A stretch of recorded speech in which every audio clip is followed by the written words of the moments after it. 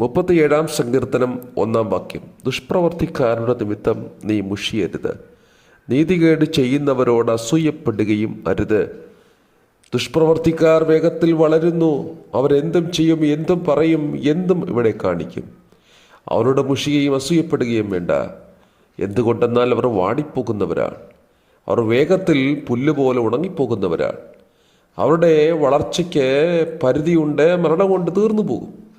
എന്നാൽ രക്ഷിക്കപ്പെട്ടവർക്ക് ആത്യന്തികമായി നിലനിൽക്കുന്ന ദൈവീയ സമാധാനവും സന്തോഷമുള്ളവരാണ്.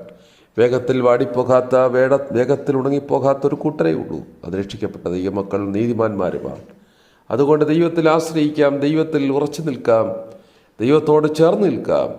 ദൈവകൃപയുള്ളവരായി മറ്റുള്ളവരോട് മുഷിഞ്ഞു പോകാതെ അവരെയും കൂടെ സ്നേഹത്തിൽ ചേർത്ത് നിർത്തി പ്രാർത്ഥിക്കാൻ ദൈവം കൃപ നൽകട്ടെ.